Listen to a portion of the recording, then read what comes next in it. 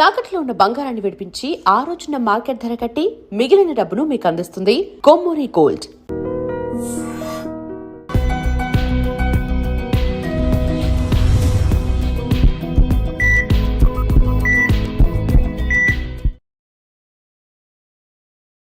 నమస్తే, welcome to healthy conversations with IT media. నేను మీ ఝాన్సీ. సో ఈరోజు మనతో interventional pulmonologist doctor Raviteja Buddha ఉన్నారు. సో లంగ్స్లో వాటర్ ఫామ్ అవడం అనేది, అంటే ఊపిరితిత్తుల్లో నీరు చేరిందని చెప్తూ ఉంటారు కదా. మరి ఆస్తమా రిలేటెడ్ ఇష్యూస్ ఉన్న వాళ్ళలో ఇది ఏమైనా ఎక్కువగా ఉంటుందా? అసలు లంగ్స్లో వాటర్ ఫామ్ అవ్వడానికి గల కారణాలు ఏంటి? ఈరోజు అడిగి తెలుసుకుందాము. ఎలాంటి జాగ్రత్తలు తీసుకోవాలి కూడా తెలుసుకుందాం. నమస్తే అండి. నమస్తే అండి. ఎలా ఉన్నారు? బాగున్నానండి. చాలా రోజుల తర్వాత టైం ఇచ్చారు. యెస్. సో ఈ లంగ్స్‌లో వాటర్ చేరడం అనేది ఇప్పుడు జనరల్‌గా చిన్నప్పుడు ఏదైనా ఫీవర్స్ వచ్చినప్పుడు పిల్లల్ని కిందకి దిగనివ్వకుండా, లేకపోతే కొంచెం ఏదైనా చలికాలంలో బయటికి రాకుండా అలా చూస్తూ ఉంటారు. అప్పుడు దమ్ము చేరింది అని అంటూ ఉంటారు. సో ఈ పెద్దవాళ్ళలో కూడా ఈ లంగ్స్‌లో వాటర్ ఫార్మ్ అవ్వడం అనేది పెద్దయ్యే కొద్దీ జాగ్రత్తగా ఉంటారు. బట్ ఎందుకు ఫార్మ్ అవుతున్నాయి ఇలాగా? ఆహ్, ఫస్ట్ లంగ్‌లో వాటర్ చేరేదాన్ని ప్లూరల్ ఎఫ్యూషన్ అంటామనమాట. ఓకే. అదెందుకు చేరిద్దంటే యూజువల్లీ చెస్ట్ వాల్‌కి, హ్మ్. లంగ్స్‌కి మధ్యలో చాలా మైన్యూట్ డిఫరెన్స్ ఉంటది. హ్మ్. సో అదేంటంటే ఫ్రిక్షన్, అంటే గాలి తీసుకొని గాలి వదిలినప్పుడు మనకి లంగ్స్ బయట 2 లేయర్స్ ఉంటాయన్నమాట. హ్మ్. పారటల్ లేయర్, విజరల్ లేయర్ అని 2 ఉంటాయి. ఓకే. సో ఆ రెండిటి మధ్యలో గ్యాప్ చాలా తక్కువ ఉంటదనమాట. హ్మ్. సో అది ఏంటంటే ఆ గ్యాప్ తక్కువ ఉండటం వల్ల ఏమైద్దంటే స్లైడింగ్ లంగ్ ఫంక్షన్, అంటే గాలి తీసుకున్నప్పుడు ఎక్స్‌పాండ్ అవ్వడం, రిలీజ్ అవ్వడం, దానివల్ల ఫ్రిక్షన్ వల్ల హ్మ్. ఆ గ్యాప్ అనేది ఉంటదనమాట. ఓకే. సో ఆ గ్యాప్‌లో ఏమన్నా వాటర్ ఫార్మ్ అవుతే దాన్ని ప్లూరల్ ఎఫ్యూజన్ అంటాం. ఓకే. సో ప్లూరల్ ఎఫ్యూజన్ ఏంటంటే 2 లేయర్స్, సపోజ్ ఇందాక చెప్పినట్టు పారటల్ లేయర్, విజరల్ లేయర్, హ్మ్. ఆ 2 పొరల మధ్యలో హ్మ్. ఫ్లూయిడ్ చేరితే మనం దాన్ని ప్లూరల్ ఎఫ్యూజన్ అంటాం అనమాట. ఓకే. దానికి కారణాలు చాలా రకాలుంటాయి. హ్మ్. ఒకటి టీబీ, హ్మ్. ట్యూబర్క్లోసిస్. హ్మ్.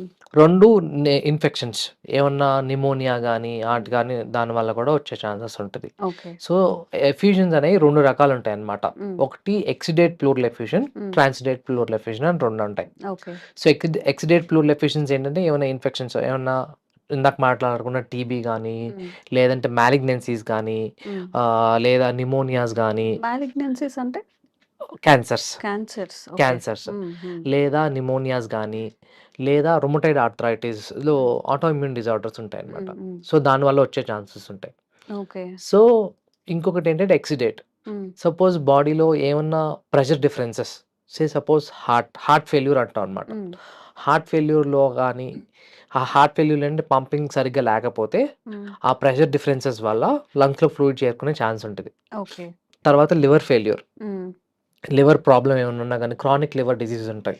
సో దానివల్ల గూడా ఆహ్, ఈ ప్లూరల్ ఎఫ్యూషన్ ఇది గాకుండా రీనల్ ఫెయిల్యూర్స్. హ్మ్. సో ఎప్పుడు ఏ ఆర్గాన్‌లో ఏ ఫెయిల్యూర్ ఉన్నా గానీ ప్లూరల్ ఎఫ్యూషన్ వచ్చే ఛాన్సెస్ ఉంటాయి. ఓకే. సో ఈ ఏదైతే వేరే ఆర్గాన్స్ వల్ల వచ్చే ఆహ్, ప్లూరల్ ఎఫ్యూజన్స్ ఏమంటే underlying cause, suppose liver problem ఉంది. హ్మ్. సో దానివల్ల లంగ్స్‌లోకి ఎఫ్యూషన్ వచ్చింది. హ్మ్. So underlying liver problem treat చేస్తే ఆటోమేటిక్‌గా అది తగ్గిద్ది. ఓకే. వేరాస్ ఇందాక చెప్పినట్టు ఇన్ఫెక్షన్స్, హ్మ్. సపోజ్ మీకు టీబీ ఉందనుకోండి. టీబీలో మనకి ఆహ్, టీబీ వల్ల గూడా వచ్చే ఛాన్సెస్ ఉంటది. హ్మ్. సో అండర్‌లయింగ్ ఇన్ఫెక్షన్స్, లేదంటే రుమటైడ్ ఆర్థరైటిస్ అయన్నీ ట్రీట్ చేసుకుంటే ఆ ఎఫ్యూజన్ అనేది తగ్గిద్దనమాట. ఓకే. ఓకే. కానీ సో అసలు ఈ రోజు వరకు రుమటైడ్ ఆర్థరైటిస్ కానీ మీరు చెప్పిన రీజన్స్ కూడా వాటర్ ఫార్మ్ అవ్వడానికి లంగ్స్‌లో కారణమవుతాయని నిజంగా చాలా మందికి తెలియకపోవచ్చు. సో వచ్చినప్పుడు మరి ఇమ్మీడియేట్‌గా ట్రీట్మెంట్ అనేది ఏం చేయాలి? ఎలాంటి టెస్ట్‌లుంటాయి? సో ఒకటి ఏంటంటే, సపోజ్ సింపుల్ టెస్ట్ ఏంటంటే, సపోజ్ సిమ్టమ్స్ ఒకళ్ళ పేషెంట్ మన దగ్గరికి చెస్ట్ టైట్‌నెస్, లేదంటే ఛాతీ బరువుగా ఉందంటున్నారంటే మనం ఒక హ్మ్. జస్ట్ సింపుల్ ఎక్స్‌రే తీస్తాం. ఓకే. ఎక్స్‌రేలో మనకి ఎంత ఎఫ్యూజన్ అనేది తెలిసిద్ది. హ్మ్. సపోజ్ మన క్వాంటిఫికేషన్, కొంతమందికి ఏంటంటే లాంగ్ స్టాండింగ్, కొంతమంది నెగ్లెక్ట్ చేస్తారు. హ్మ్. ఎఫ్యూజన్ ఉన్నా గానీ లైక్ దాన్ని పట్టించుకోకపోవడం, తీయకపోవడం. హ్మ్. అలాంటి లాంగ్ స్టాండింగ్ కేసెస్‌లో ఏమవుతాయంటే ఏదైతే వాటర్ ఉందో అంతా సోలిడిఫై అయిపోతది హ్మ్. సాలిడ్‌గా. హ్మ్. సో అంతే థిక్‌గా ఫార్మ్ అయితది. 2 లేయర్స్ మధ్యలో థిక్‌గా ఫార్మ్ అయిపోద్దనమాట. ఓకే. సో అదంటే ఆల్మోస్ట్ ఆపరేషన్ వరకు ఎళ్ళాల్సొచ్చిద్ది. హుహు. సో అయి ఏమవుతాయంటే రూమ్స్‌గా ఫార్మ్ అయిపోయి హ్మ్. సెప్టేషన్స్ అంటాం అనమాట. హ్మ్. హ్మ్. సో దానివల్ల అంటే లంగ్ ఎక్స్‌పాన్షన్ గూడా తగ్గిపోతది. ఓకే. సో ఇది ఫస్ట్ ఏదైతే మనకి సపోజ్ ప్లూరల్ ఎఫ్యూషన్ అని డౌట్ వచ్చింది. హ్మ్. మనకు జస్ట్ రైట్ సైడా, లెఫ్ట్ సైడా హ్మ్. హ్మ్. అని చూసుకున్న తర్వాత ఒక అల్ట్రాసౌండ్ అబ్డామిన్ అని ఉంటది. హ్మ్. దానివల్ల క్వాంటిఫికేషన్ చేస్తాం. అంటే ఓకే. ఎంత ఉంది? లైక్ సపోజ్ ఎక్కువ ఉందనుకోండి చెస్ట్ ట్యూబ్ వేయడం. హ్మ్. తక్కువ ఉందంటే గనుక నార్మల్‌గా నీడిల్ పెట్టి తీసేయడం. ఓకే. సో, వన్స్ తీసిన తర్వాత ఏం చేస్తామంటే దాన్ని టెస్ట్‌కి పంపిస్తాం. హ్మ్. సో, దాన్ని టెస్ట్‌కి పంపించడం వల్ల ఇందాక మీకు చెప్పినట్టు హ్మ్. 2 టైప్స్ ఆఫ్ ప్లూరల్ ఎఫ్యూషన్ ఉంటాయి. హ్మ్. ఆ టెస్టుల వల్ల మనకు తెలిసిద్ది ఏ టైప్ ఆఫ్ ఎఫ్యూషన్ అనేది. ఓకే. సో, ట్రాన్స్ డేటా, ఎక్స్ డేటా అనేది రూల్ ఔట్ చేసుకోవచ్చు. లేదంటే టీబీయా ఇన్ఫెక్షన్ అనేది హ్మ్. ఆ టెస్ట్ ద్వారా తెలిసిద్దనమాట. ఓకే. ఓకే. అసలు కొన్ని లాంగ్ టర్మ్ కేసెస్ ఉంటాయి. అసలు మనం ఎన్ని టెస్ట్ చేసినా నెగెటివ్ వస్తది. హ్మ్. సో, మనం అన్ని టెస్టులు చేస్తాము. ప్లూరల్ ఫ్లూయిడ్ తీస్తాము. హ్మ్. ప్లూరల్ ఫ్లూయిడ్ తీసి అన్ని టెస్టులు చేసినా అన్ని నెగెటివ్ వస్తాయి. హ్మ్. ఆ సిట్యుయేషన్‌లో ఏం చేస్తామంటే మనము థొరకోస్కోపీ అని ఉంటదనమాట. హ్మ్. థొరకోస్కోపీ ఏంటంటే మనకి లంగ్స్‌లో ఒక చిన్న హోల్ ఏసి హ్మ్. సైడ్‌లో సో, దాన్ని ప్లూరా మొత్తం ఎగ్జామిన్ చేస్తామన్నమాట. So, okay. ప్లూరల్ ఫ్లూయిడ్ ఏంటంటే ప్లూరా నుంచి ఫ్లూయిడ్ వస్తది. హ్మ్.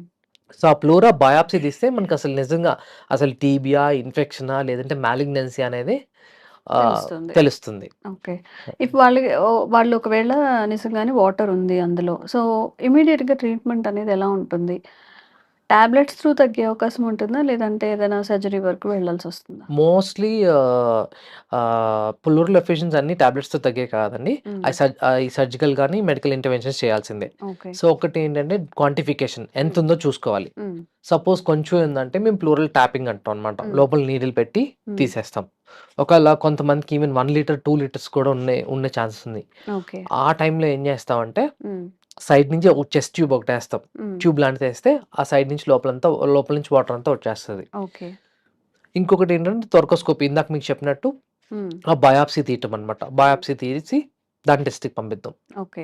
ఇంకొకటేంటంటే మీకు చెప్పినట్టు లాంగ్ టర్మ్ ప్లూరల్ ఎఫ్యూషన్స్ హ్మ్. ఏదైతే మనకి లిక్విడ్‌గా ఉండేది సాలిడ్‌గా అయ్యి సోలిడిఫై అయిపోతదో, హ్మ్. అప్పుడు మనం ఏం చేస్తాం చిన్న హోల్ పెట్టి లోపలంతా విజువలైజ్ చేసి హ్మ్. సపోజ్ ఏదైతే లాక్యులేషన్స్ అనమాట. ఏదైతే రూమ్స్‌గా ఫార్మ్ అయ్యి సెప్టేషన్స్‌లాగా ఫార్మ్ అయిపోతే అయన్నీ కట్ చేసి మనం ఓహ్! సో, ఆ ఫ్లూయిడ్ అంతా తీసేసి అప్పుడు లంగ్ ఎక్స్‌పాండ్ అయ్యే ఛాన్సెస్ ఉంటదనమాట. ఉంటుంది. ఓకే. ఓకే. అమ్మో! సో, ఎవరికైనా గాని సివియర్ కేసెస్‌లో ఇది జెనెటికల్‌గా గూడా వచ్చే అవకాశం ఏమైనా ఉంటుందా? జెనెటికల్‌గా some for example special cases. For example ఏంటంటే మాలిగ్నెన్సీస్ ఉన్నాయనుకోండి. హ్మ్. మాలిగ్నెన్సీస్, హ్మ్. క్యాన్సర్స్ ఏమన్నా అయి హ్మ్. జెనెటిక్‌గా వచ్చే ఛాన్సెస్ ఉంటది. So, okay. దానివల్ల రిపీటెడ్‌గా వచ్చే ఛాన్సెస్ హ్మ్. ఉంటదనమాట. హ్మ్. ఓకే. లేదా కొంతమందికేంటంటే ట్రామా సపోజ్ హ్మ్. రోడ్ ట్రాఫిక్ యాక్సిడెంట్స్ చూస్తాం. హ్మ్. హ్మ్. సో, వాళ్ళేమైద్దంటే సపోజ్ బ్లంట్ ట్రామా సపోజ్ ఎళ్ళినప్పుడు బైక్ మీద నుంచి కింద పడిపోవడం గానీ, లేదంటే స్టీరింగ్ వీల్ గట్టిగా రిబ్స్‌కి తగలడం వల్ల ఏమైతదంటే హ్మ్. సో, రిబ్ ఫ్రాక్చర్స్ అవుతాయి. హ్మ్. ఆ రిబ్ ఫ్రాక్చర్స్ వల్ల సో, ఆ లంగ్ అనేది బయట పంక్చర్ అయ్యే ఛాన్సెస్ ఉంటది. ఓహ్! సో, దానివల్ల లోపల స్లోగా బ్లడ్ లీక్ అయ్యే ఛాన్సెస్ ఉంటదనమాట. హ్మ్. హ్మ్. సో, మనం ఇప్పుడు ఏదైతే 2 లేయర్స్ మధ్యలో ఫ్లూయిడ్ ఎట్లా ఉంటదో హ్మ్. కొన్నిసార్లు బ్లడ్ వచ్చే ఛాన్సెస్ ఉంటాయి. దాన్ని హీమోథొరాక్స్ అంటామనమాట. ఓకే. మోస్ట్ కామన్ ఏంటంటే రోడ్ ట్రాఫిక్ యాక్సిడెంట్స్ తర్వాత గానీ, లేదంటే హ్మ్. ఎవరైనా కింద పడిపోయి రిబ్ ఫ్రాక్చర్స్ రావటం వల్ల గానీ, హ్మ్. వల్ల వాళ్ళకొచ్చే ఛాన్సెస్ ఉంటదనమాట. వాళ్ళలో గూడా same mechanism. So, same 2 layers మధ్యలో బ్లడ్ ఉండడం. హ్మ్. సో, హ్మ్. దాన్ని గూడా హీమోథొరాక్స్ అంటాం అనమాట. ఓకే. So, okay. దానికి గూడా సేమ్ ట్రీట్మెంట్. సపోజ్ హ్మ్. ఆహ్, ఎక్కువుంది కొంతమంది ఈవెన్ ఎమర్జెన్సీలో సపోజ్ కొంతమందికి 1 లీటరో, 1 ½ లీటర్ ఉందనుకోండి సపోజ్. హ్మ్. ఇంటర్వీన్ చేయకపోతే వాళ్ళు చనిపోయే ఛాన్సెస్ గూడా చాలా ఎక్కువుంటాయన్నమాట. ఓకే. సో, ఇమ్మీడియేట్‌గా లోపల టెన్షన్ ఏదైతే ఉందో అది రిలీఫ్ చేయాల్సొస్తది. సో, చేయాల్సొస్తుంది. దానికి మనం బయట నుంచి ఒక ఐసీడీ ట్యూబ్ ఏస్తాంమాట. ఐసీడీ హ్మ్. అంటే ఇంటర్‌కోస్టల్ డ్రైనేజ్ ట్యూబ్. ఓకే. అదేస్తే లోపల ఉన్న ఫ్లూయిడ్ అంతా బయటకొచ్చి లోపల ఉన్న ప్రెషర్ అంతా రిలీవ్ అవుతదన్నమాట. ఇప్పుడు రోబోటిక్ సర్జరీస్ కానీ, లేజర్ సర్జరీస్ కానీ ఎలా అయితే చేస్తున్నారో, ఈ లంగ్స్‌లో వాటర్ ఫార్మ్ అయిన దానికి కూడా అలాంటి ట్రీట్మెంట్స్ ఉన్నాయా? ఎక్కువ కోత లేకుండా అలాంటివి? దానికి గూడా వాట్స్ అని హ్మ్. ఉంటదండి.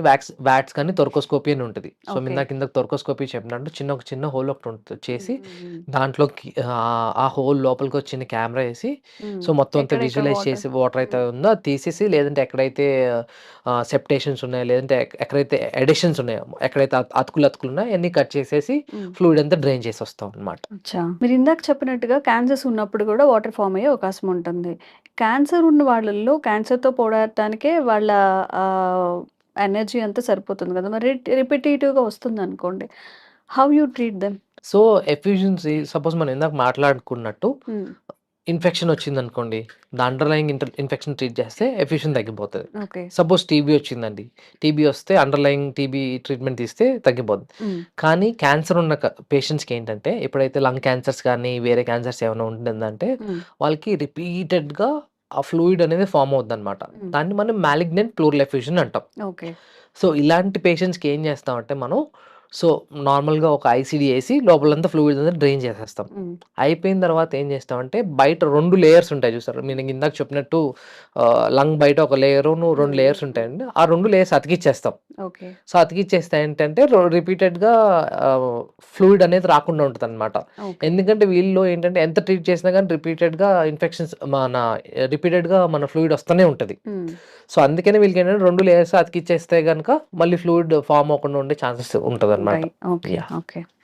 అండ్ ఇప్పుడున్న టెక్నాలజీతో మనం ఏ డిసీజెస్ ఉన్నా గానీ ఎక్కువ కోత లేకుండా, బ్లడ్ లాస్ అవ్వకుండా చాలా ఈజీగా చేసే టెక్నిక్స్ వచ్చాయి కాబట్టి, మీరు కూడా ఈ ప్రాబ్లమ్ అయితే ఫేస్ చేస్తున్నట్లయితే సర్జరీకి భయపడకుండా అండ్ త్వరగా దీని నుంచి బయటపడే మార్గం అయితే చూసుకోండి.